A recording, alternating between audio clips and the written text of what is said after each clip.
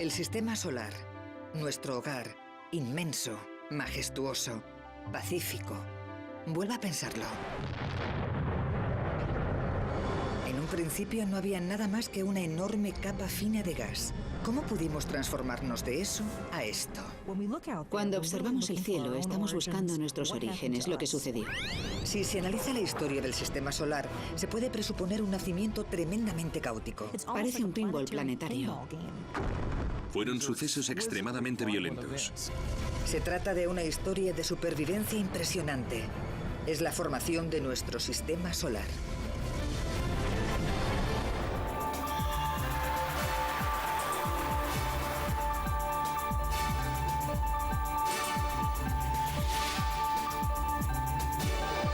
Ciencia al desnudo.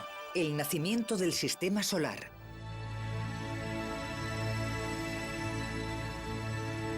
A lo largo de la historia, los cielos han inspirado asombro y sobrecogimiento en los observadores humanos. Nuestros ancestros contemplaban el cielo con admiración e imaginaban el poder de esos objetos brillantes que nosotros llamamos planetas. La cuestión es que desde que ha existido el hombre, este ha observado el cielo. Ha estudiado lo que se ve en él y se ha preguntado lo mismo. ¿Qué relación existe entre nosotros y eso? En la antigüedad se construyeron megalitos, templos y pirámides con los que predecir sucesos cósmicos y adorar a los dioses del cielo. Sin embargo, los primeros telescopios desvelaron que el universo era muy diferente a lo que nos habíamos imaginado.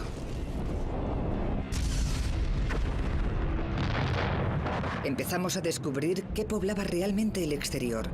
No solo dioses, sino planetas, estrellas e inmensas nubes de gas. En 1755, Immanuel Kant, científico y filósofo alemán, centró sus estudios en esas inmensas nubes o nebulosas hasta dar con una de las primeras teorías modernas que explican cómo se formó el sistema solar. Ha resultado que todas esas nubes preciosas del espacio interestelar son muy importantes, puesto que es ahí donde nacen las estrellas y se forman los planetas. La idea clave de Kant, es decir, que las nebulosas podían colapsar y condensarse hasta formar planetas y estrellas, recibe el nombre de teoría nebular. 250 años más tarde, esta teoría sigue ayudando a explicar el nacimiento de nuestro sistema solar. Hoy en día, nuevas observaciones han revelado cuál es el origen del Sol, los planetas y las lunas del sistema solar. Algunos científicos, como el profesor Jeff Hester, están resolviendo muchos de los antiguos misterios que rodean este proceso de formación. Ahora estamos obteniendo las respuestas a las preguntas que la humanidad lleva cuestionándose desde que existe vida humana en la Tierra. Y esas respuestas cambian el concepto que tenemos de nosotros mismos. La doctora Michelle Thaler es astrónoma y trabaja con el telescopio espacial Spitzer de la NASA. Es el cuarto y último satélite del programa de gran observación de la NASA y ofrece a los científicos un punto de vista del universo totalmente nuevo. Los recientes avances de la astronomía se deben a que por fin podemos observar el universo tal y como es y no como lo percibe el ojo humano.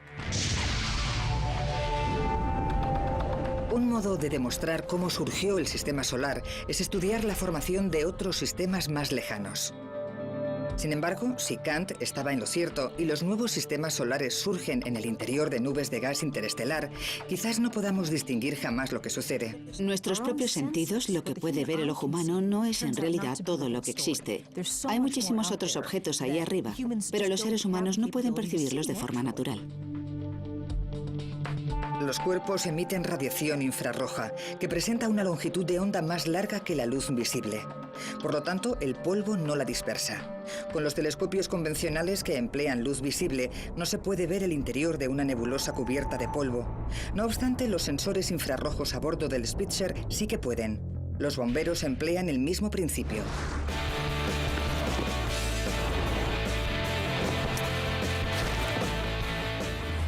Esta habitación está repleta de humo. No hay manera de ver con nuestros ojos o con una cámara normal qué sucede en el interior. Por eso los equipos de bomberos emplean cámaras de infrarrojos para detectar a las personas que están en la sala, aunque en realidad lo que observan es el calor de su cuerpo. El Spitzer funciona del mismo modo, ya que consigue divisar planetas dentro de gigantescas nubes de humo y polvo, lo mismo que logran hacer estos chicos con personas. La luz visible se bloquea completamente con el humo y el polvo, pero la luz infrarroja presenta una longitud de onda más larga y es pura coincidencia que no haya elementos químicos que la detengan. Puedo ver que hay una persona ahí dentro. Señor, ¿puede oírme? ¡Despierte! ¡Fuego! ¿Está bien? Creo que ahora se pueden imaginar mejor en qué medida somos capaces de detectar lo que antes de emplear el telescopio espacial Spitzer nos era imposible. Una cámara en una habitación llena de humo es una cosa, pero un telescopio en el espacio exterior es algo muy distinto.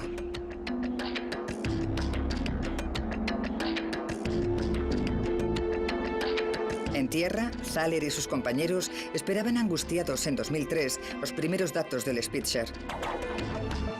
En juego, un punto de vista único de los orígenes del sistema solar. La pura verdad es que nadie había observado el universo con este tipo de luz. En un principio, estábamos maravillados por su belleza.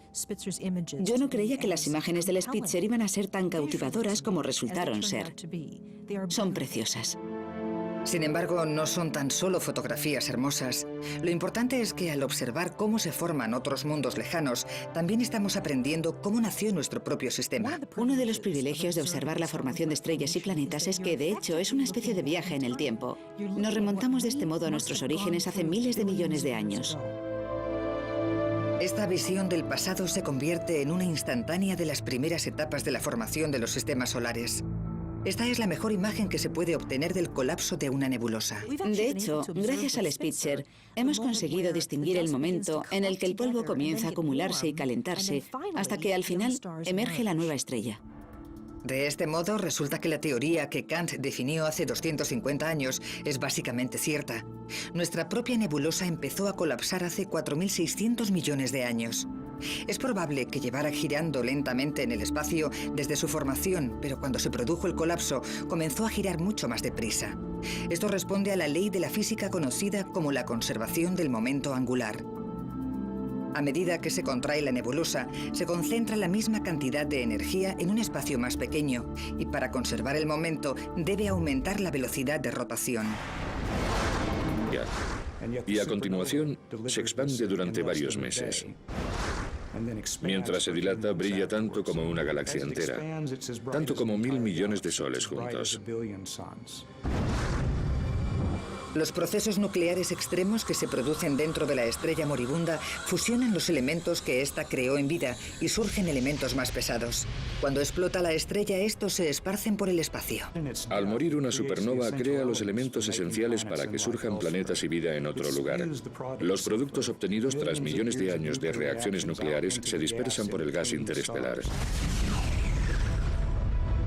Durante este proceso surgen algunas de las nubes a partir de las cuales nacerán al final nuevas estrellas. No obstante, son nubes tan finas que es difícil saber qué provoca que colapsen. El mejor modo de averiguarlo es examinar la materia que una vez constituyó la nube, y eso significa analizar los dos objetos más antiguos del sistema solar: los asteroides y los cometas. Pero antes de nada, los científicos necesitan recoger muestras del espacio exterior.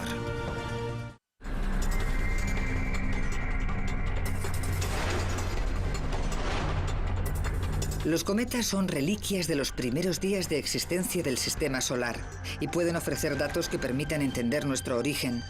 Sin embargo, para poder estudiarlos en profundidad, los científicos necesitaban muestras. En 1981, un hombre, el Dr. Peter Shaw de la NASA, empezó a trabajar en la idea de recolectar fragmentos de cometa. Es una especie de ciencia forense espacial. Algo parecido a lo que se ve en esos programas de televisión en los que buscan un fragmento de pintura o un pelo en la escena del crimen. Algo muy similar a lo que estamos intentando hacer nosotros. Shaw y sus compañeros diseñaron el Stardust, que debía viajar a más de 480 millones de kilómetros de la Tierra para recoger pequeños fragmentos del cometa Bill 2, pero había un problema. Las partículas de polvo iban a poseer una velocidad 6 veces superior a la de una bala, y pese a ello, Shaw necesitaba que llegaran a la Tierra intactas.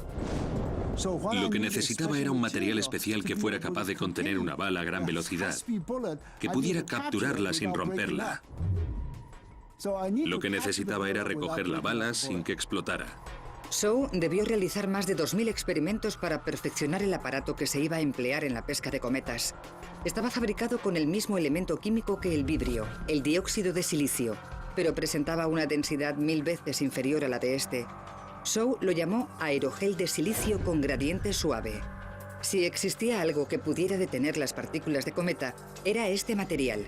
Con las celdas de captura fabricadas de aerogel, la sonda estaba lista para izar el vuelo. Despegó el 7 de febrero de 1999 sobre un cohete Delta. Se enciende el motor y despega por fin la nave espacial Stardust, que volverá convertida en una máquina del tiempo llena de elementos procedentes de la formación del sistema solar. Su viaje de más de 3.200 millones de kilómetros duró casi 5 años, pero por fin llegó la noche del encuentro con el cometa. Desde la sala de control, todo lo que podían hacer Shaw y sus compañeros era esperar. Habíamos realizado muchas simulaciones, pero la pregunta seguía siendo si iba a cruzarse con un cometa. Y si no era así, ¿habría recogido algo de materia después de todo? Hubiera sido algo terrible que a la vuelta no trajera nada en su interior. Finalmente, en 2004, la cápsula entró en la atmósfera de la Tierra. Aterrizó sin problemas y los científicos se apresuraron a transportar el valioso cargamento al laboratorio. En cuanto lo abrieron, supieron que la misión había sido un éxito. Si se hubiera capturado una sola partícula que podía verse sin necesidad de un microscopio, me hubiera dado por contento, pero es que había más de 3 docenas. Fue un logro increíble. Eran las primeras partículas de cometa que llegaban a la Tierra en perfecto estado. Quizás los fragmentos fueran pequeños, pero contenían muchísima información. Tardaremos muchos años en comprender realmente cómo se formó el sistema solar, porque nos llevará un par de décadas exprimir todo lo que se pueda de las muestras del Stardust. Puede que el equipo deba esperar décadas hasta obtener todos los resultados, pero mientras tanto, otros científicos lo intentan con otro enfoque. Los cometas no son la única fuente de materia procedente del sistema solar. Los meteoritos también son antiguos y presentan una gran ventaja. Vienen a nosotros. Lo sorprendente es que cada vez que se data un meteorito en el laboratorio, se obtiene casi siempre la misma respuesta. 4.500 millones de años. 4.500 millones de años. Por tanto, estos fragmentos son restos del sistema solar primigenio. En consecuencia, lo que se tiene en la mano es una pieza clave que relaciona el inmenso universo con cualquier individuo, con nuestra existencia en general y con la historia que ha hecho que lleguemos hasta aquí.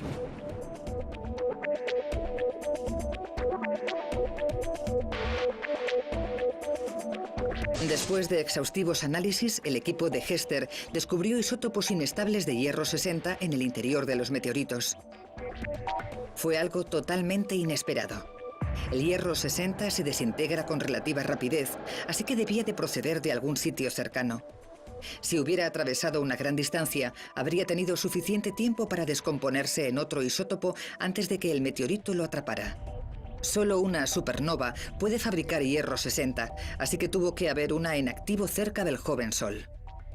Fue sorprendente que obtuviéramos una prueba tan irrefutable de que el joven Sol, el sistema solar primigenio, estuvo rodeado de un ambiente violento cerca de una estrella enorme y que sufrió la explosión de una supernova. Nos dimos cuenta de que ese hecho iba a modificar el modo de comprender lo que ocurre en la actualidad y lo que había sucedido en los orígenes del sistema solar. A pesar de las fuerzas violentas que se despertaron, puede que nuestro sistema solar se formara junto a una supernova. Estos hechos son tan violentos que redefinen todo lo que le rodea.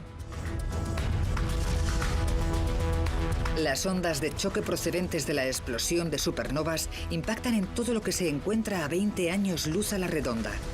Es la consecuencia de la onda expansiva de una bomba galáctica. Lo prodigioso es que fuera exactamente esa fuerza destructiva lo que se necesitaba. La onda expansiva puede hacer que se concentre la materia dispersa del mismo modo como se recoge el polvo con una escoba. Por consiguiente, el colapso de nuestra gigantesca nube de polvo pudo haberse visto inducido por la explosión de una supernova cercana. Las ondas de choque hicieron que se comprimiera el gas que había a años luz, y es esta compresión la que provoca el nacimiento de otras estrellas. Quizás la onda expansiva amontonara la materia de nuestra nebulosa y cuando estuvo lo suficientemente comprimida empezó a hacer su efecto la gravedad y se inició el colapso. En el interior de la nebulosa, girando alrededor del joven Sol, comenzaron a tomar forma los planetas. Hoy en día, los científicos empiezan a comprender los sorprendentes procesos que los crearon.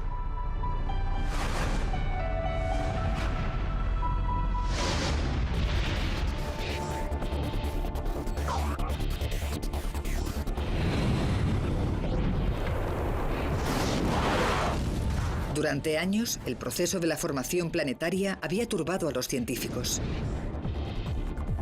Algunos astrónomos creen que los planetas crecieron dentro de la nube de partículas de gas que rodeaba al Sol recién nacido.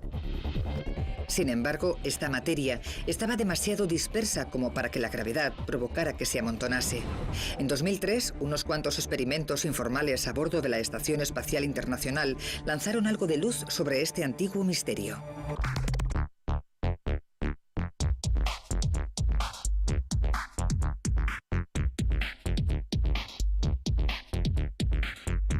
En el tiempo libre, el astronauta Don Pettit se dedicaba a realizar unos pequeños experimentos en los que observaba cómo se comportaban las partículas en ausencia de gravedad.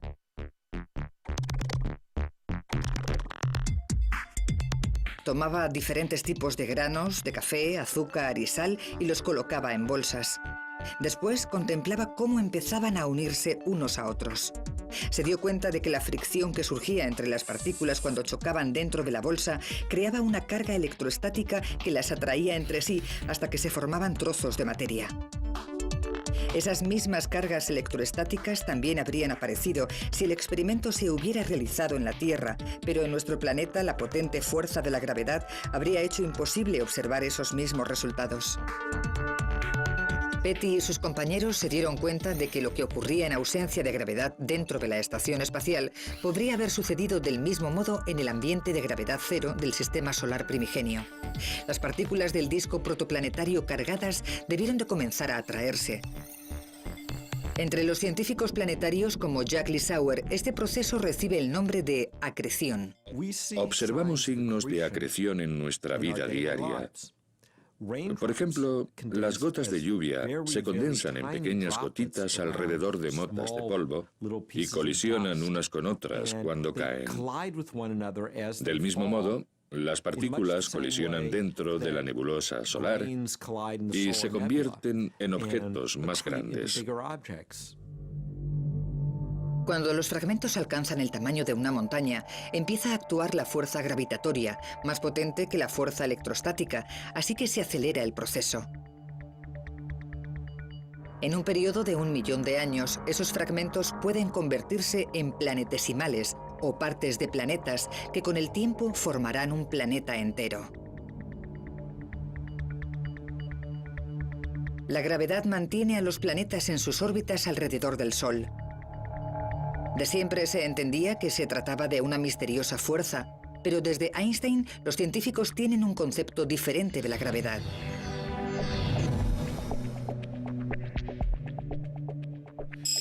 La mayoría de las personas saben que la gravedad del Sol mantiene los planetas en sus órbitas. Lo que vamos a hacer a continuación es ir un poco más allá para saber cuál es la verdadera naturaleza de esta fuerza. La primera ley del movimiento de Newton, la ley de la inercia, establece que todo cuerpo permanece en reposo o en movimiento uniforme rectilíneo si no actúan fuerzas sobre él. Ahora vamos a comprobarlo en esta superficie plana. Si esta bola representa a un planeta y lo hago rodar por la superficie, presentará un movimiento uniforme rectilíneo. Ahora bien, Einstein aportó algo en este aspecto. Einstein aseguró que si se toma una masa, por ejemplo, la masa del Sol, que representamos aquí con este émbolo, esa masa tendrá el efecto de distorsionar la relación del espacio-tiempo. A nosotros no nos parece que está distorsionada. Desde arriba sigue siendo la misma superficie plana de antes, que se asemeja a un tablero de ajedrez. Sin embargo, no hay duda de que no es idéntica porque cuando se toma un planeta y se lanza a este espacio-tiempo distorsionado, intenta llevar un movimiento rectilíneo, pero no puede seguir una línea recta. En cambio, al final resulta que se mueve en torno a un objeto central en una órbita. Y este efecto del espacio-tiempo curvo recibe el nombre de gravedad. La gravedad ejerce la misma fuerza en todas direcciones y su efecto es siempre atraer la materia hacia el centro del cuerpo. En consecuencia, cuando es lo suficientemente potente, puede convertir cualquier objeto en una esfera. Por esta razón, todos los planetas del Sistema Solar son esferas prácticamente perfectas. Si su diámetro sobrepasa los 480 kilómetros, no pueden presentar otra forma. Todos los planetas son más o menos esféricos y todos proceden del mismo disco original. No obstante, son mundos totalmente distintos. Por ejemplo, Marte está formado por rocas mientras que Júpiter lo está por gases. Estas diferencias se explican con una ley fundamental de la física. Los diversos tipos de materia se condensan a diferentes temperaturas. Lo que decide qué es gas y qué es sólido tiene que ver con la temperatura y nada más. En un principio, toda la materia existente alrededor de nuestra joven estrella estaba tan caliente que se presentaba en estado gaseoso. Después, a medida que iba alejándose, fue enfriándose y la materia se condensó igual que los copos de nieve que se forman en la Tierra. En el sistema solar interno, que estaba más cerca del Sol, la temperatura era elevada, demasiado elevada para que se condense en el gas o el hielo. A esa distancia se evaporarían de forma instantánea. Sin embargo, las partículas metálicas no tienen problema en ese ambiente y, por lo tanto, surge el planeta más metálico, Mercurio. El astrofísico Steve Dees es una autoridad en formación planetaria. Su investigación le ha llevado a comprender la hostilidad que debe reinar en Mercurio. No hay atmósfera ni océanos, solo hay roca y la zona que está orientada hacia el Sol alcanza tal temperatura que, por ejemplo, el plomo se fundiría sin problemas. Llega a haber cientos de grados Celsius. Ese calor sofocante se debe a que Mercurio está muy próximo al Sol, prácticamente a un tercio de la distancia entre este y la Tierra. A medida que nos alejamos, desciende la temperatura unos 500 grados centígrados. En este ambiente se condensan partículas más rocosas. En consecuencia, en esta región se formaron Venus, la Tierra y Marte.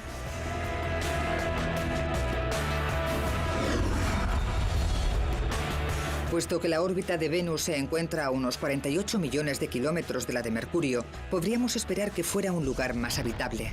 Venus es posiblemente el lugar del sistema solar que más se acerca a nuestro concepto de infierno. La presión es tremenda, la temperatura es muy elevada y llueve ácido sulfúrico. A 42 millones de kilómetros de allí se encuentra nuestro planeta Tierra. La Tierra ha recibido el apodo de Ricitos de Oro. No es muy cálida ni muy fría. Su órbita se halla a la distancia correcta del Sol y de ese modo puede existir vida. Nuestro planeta cuenta con una capa de ozono protectora que nos salvaguarda de la radiación nociva de los rayos UVA y un campo magnético que repele la radiación cósmica mortal. La Tierra es además el único planeta interno que posee una luna grande. Hoy en día, algunos científicos como Gary Lofgren siguen estudiando las muestras que trajeron los astronautas del Apolo hace 30 años.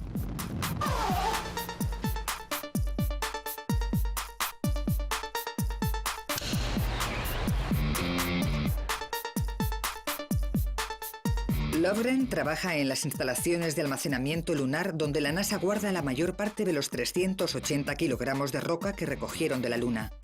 Durante años, los científicos los han estado analizando para descubrir cómo se pudo formar la Luna y el resto del sistema solar.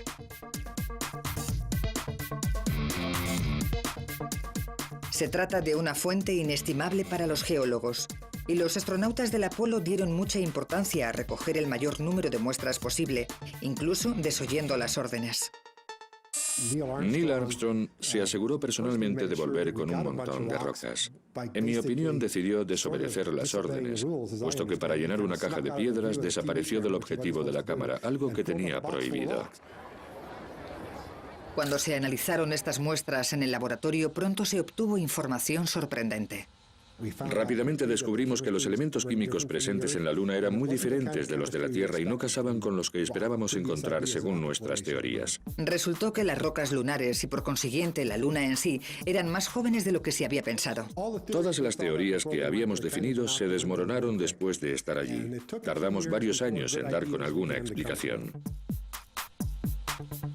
Si la teoría nebular estaba en lo cierto, tras la formación del sistema solar interno no podía haber quedado suficiente materia para que surgieran las lunas.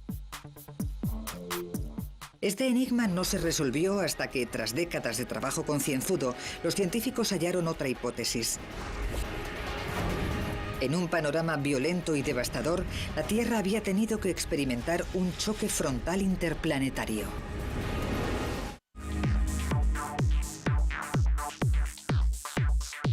En 1969, Neil Armstrong fue el primer hombre que caminó sobre la Luna. Solo después de que los astronautas del Apolo trajeran muestras lunares, pudieron comprender los científicos cómo se había formado nuestro satélite. El estudio de los isótopos químicos sugirió que la Luna está constituida en parte por materia procedente de la Tierra. Un descubrimiento totalmente inesperado. Los investigadores no sabían explicar cómo podía haber llegado hasta allí. Finalmente se expuso una nueva teoría, una teoría audaz que sugiere que en el sistema solar primigenio no había 8, sino 20 objetos de tamaño planetario en órbita alrededor del Sol. Cuando se piensa en las primeras etapas de la formación planetaria, hay que imaginarse que era una especie de pinball. Todos los objetos iban de un lado a otro a gran velocidad y de vez en cuando chocaban entre sí.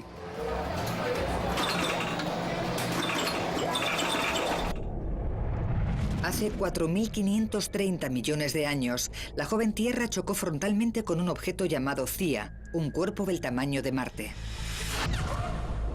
Si se produjera esa colisión hoy en día, probablemente conllevara el fin de la humanidad. Equivaldría a muchísimas bombas de hidrógeno explotando en la superficie de la Tierra a la vez.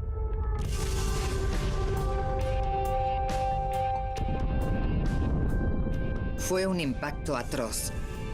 El golpe fue tan fuerte que, en consecuencia, miles de millones de toneladas de roca se libraron de la fuerza de la gravedad y se diseminaron en el espacio. La materia quedó atrapada por la fuerza gravitatoria de la Tierra y entró en órbita. Durante varios millones de años, fue amalgándose hasta convertirse en la Luna. Esta colisión reafirma la supuesta violencia reinante en el sistema solar primigenio. Por entonces, un número infinito de cuerpos giraban en órbitas caóticas. A menudo causaban estragos, pero algunos objetos se transformaron en elementos permanentes de nuestro sistema.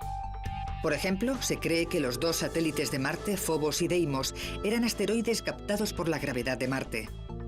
Estas 2 lunas son relativamente pequeñas. Incluso Phobos, la más grande, no es más que una 10ª parte de la Luna.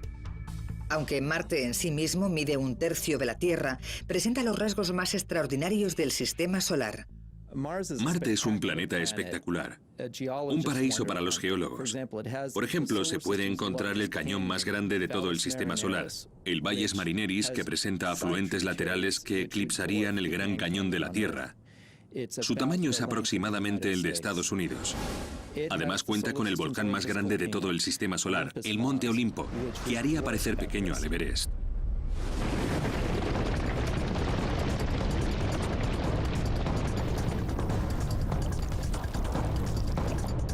Marte es el último de los 4 planetas terrestres internos.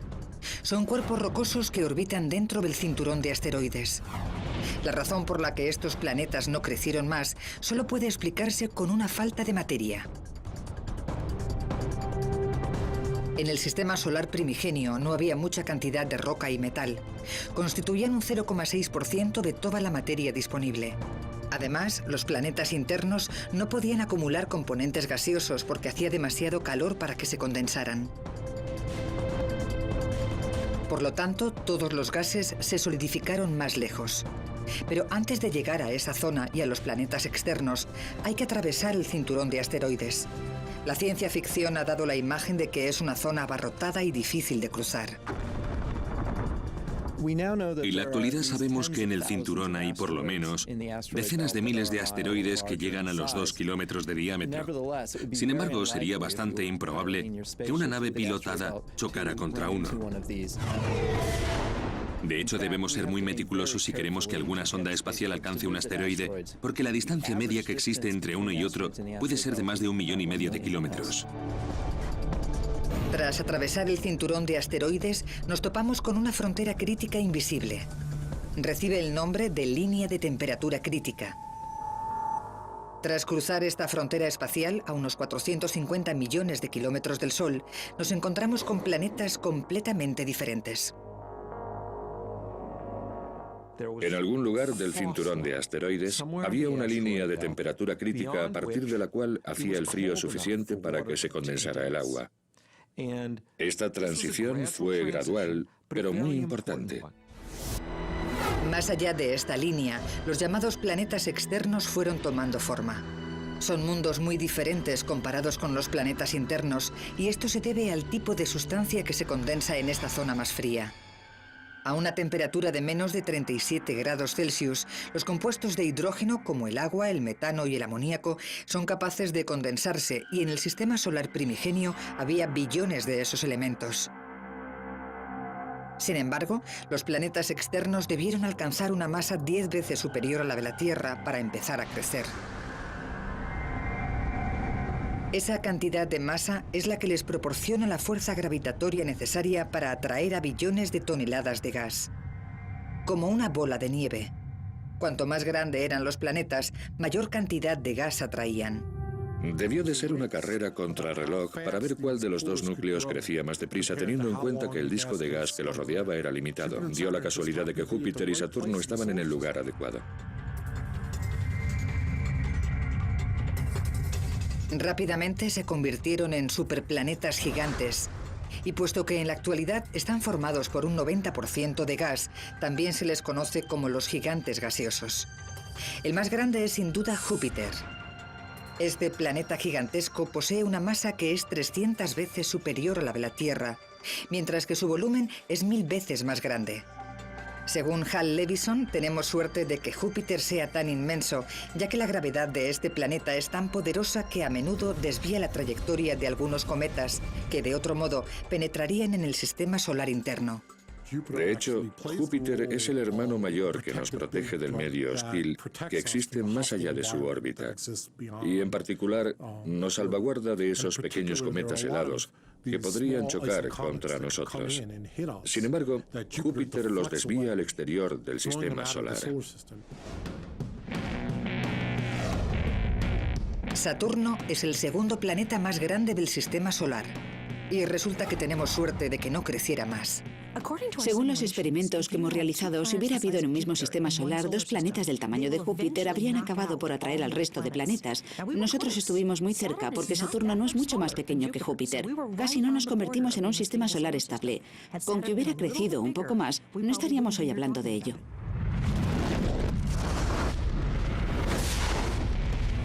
Es una idea que asusta. La gravedad de un Saturno más grande junto a la de Júpiter habría atraído y devastado a los planetas más pequeños. Por suerte, Saturno no tomó esa senda destructora y en su lugar se convirtió en una de las bellezas del sistema solar. Siempre que muestro los planetas con el telescopio, dejo Saturno para el final. Es bonito, una preciosidad. Esa hermosura se debe en buena parte a sus grandes anillos. Los anillos están compuestos por miles de millones de fragmentos que crecen y se desintegran continuamente debido a las fuerzas gravitatorias opuestas de Saturno y sus lunas.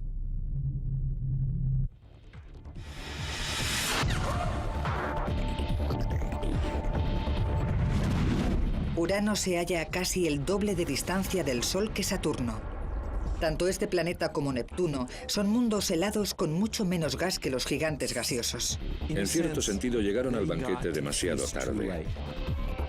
Urano es un lugar muy sencillo de color verde azulado gracias a la capa de metano que recubre su atmósfera. Debido a esa lejanía, no se convirtió en un gigante de gas, sino en uno de hielo. La temperatura media alcanza los 200 grados bajo cero. Desde que Plutón se ha visto degradado a la categoría de planeta enano, Neptuno, de color azul, es actualmente el último planeta. Hasta hace poco se pensaba que estos cuerpos marcaban el final del sistema solar.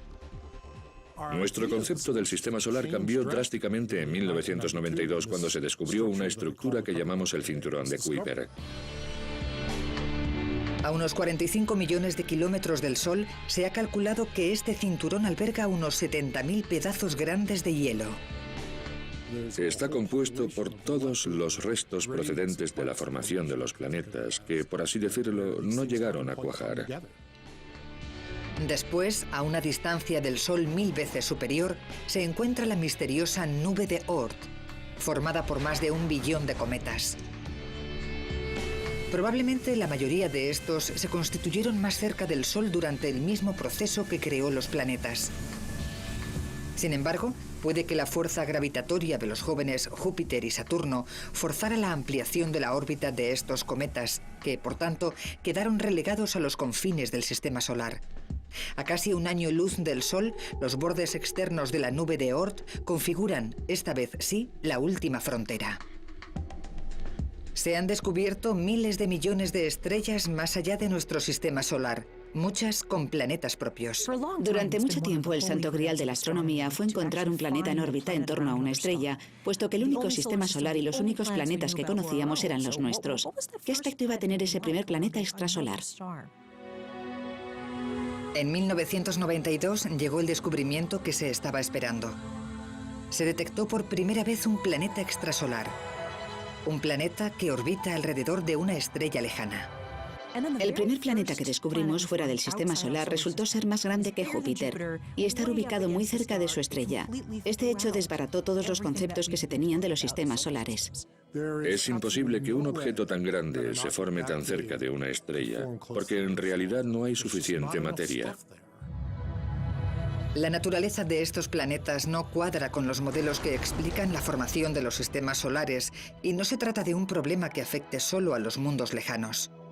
Cuando se vuelve a estudiar el sistema solar, se comprende que la teoría que hasta ahora definía la formación de los planetas no es totalmente exacta. Es interesante intentar aplicar nuestros modelos, nuestros conceptos de la formación de los planetas a, por ejemplo, Urano y Neptuno. No cuadran. Es imposible que esos planetas se formaran donde se encuentran actualmente.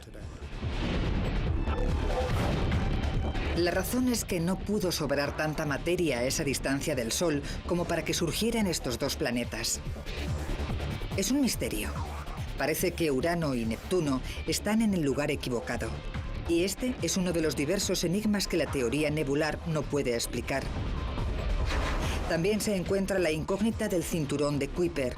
Según ese modelo, no debería hallarse allí. Pero lo más sorprendente es que parece que todos los cráteres de la Luna tienen la misma edad. Todos estos problemas amenazan con desacreditar la teoría de la formación del sistema solar.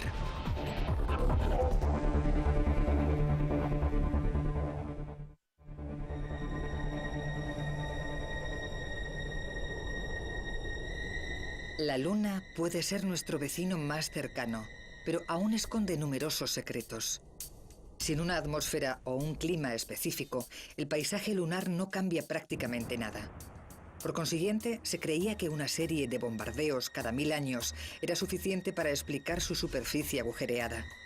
Sin embargo, las misiones de los Apolos recogieron muestras de roca lunar, entre las que se incluían los restos procedentes de antiguos impactos. Los resultados de los análisis contaron una historia muy diferente. A medida que estudiábamos la Luna, quedaba claro que un gran número de los cráteres surgieron hace unos 3.900 millones de años, y por tanto durante esa época debió de haber una concentración elevada de colisiones. Los geólogos lunares emplean métodos de datación radiométrica para determinar la edad de las muestras. Fue una gran sorpresa descubrir que la mayor parte de los cráteres se formó en un periodo relativamente breve de bombardeos.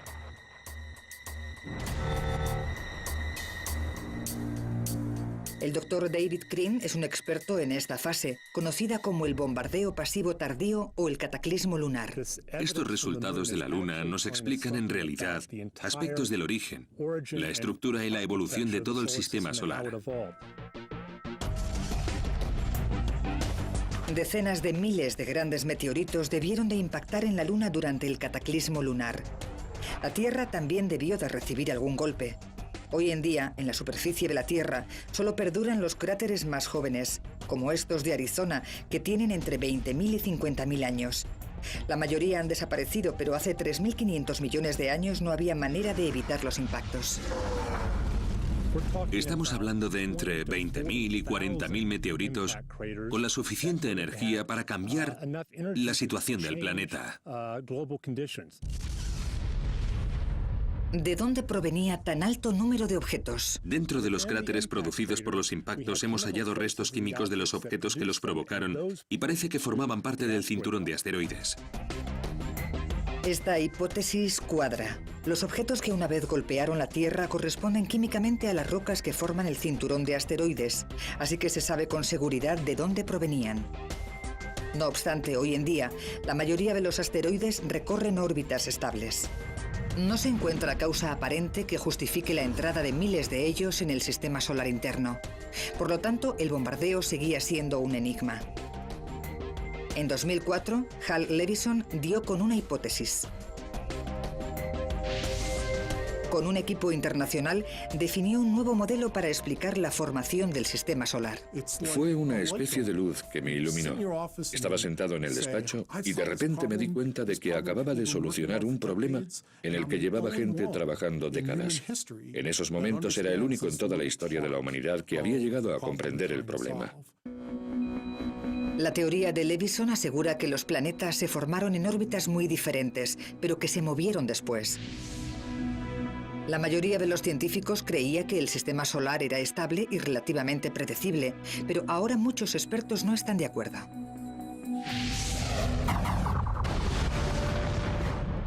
Quizás se deba a la sabiduría popular. Posiblemente los astrónomos jamás se plantearon que los planetas no hubieran nacido donde los vemos en la actualidad, pero estos experimentos numéricos demuestran que migraron y que incluso llegaron a chocar entre sí hasta cambiar de orden. Es algo sorprendente y nuevo. Según las simulaciones de Levison, Júpiter y Saturno se atraían cada vez que sus órbitas se acercaban, pero en general estas fuerzas se anulaban.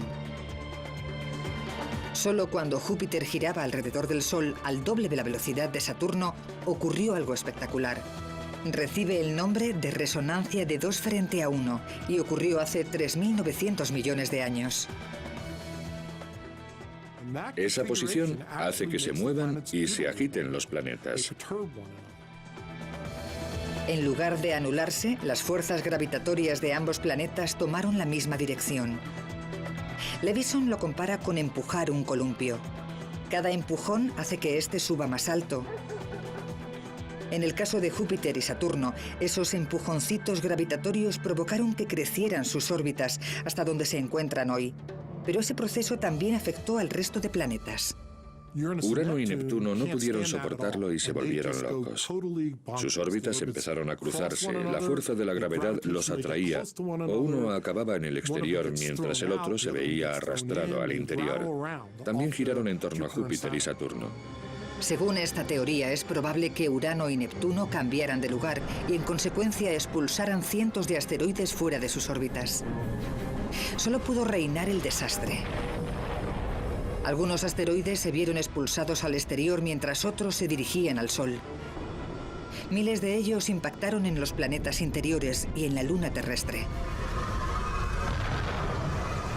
Puede sonar a una transformación demasiado caótica para ser cierta, pero diversas pruebas empiezan a sugerir que eso fue exactamente lo que sucedió. No podría volver a ocurrir. Júpiter y Saturno se encuentran demasiado lejos. Sin embargo, este acontecimiento debió de ser clave en la formación del sistema solar. Lo increíble es que se desarrollara de este modo, porque podría haber habido un final muy diferente. Podría haberse tratado del tipo erróneo de estrella o podría haber habido demasiados planetas gigantes.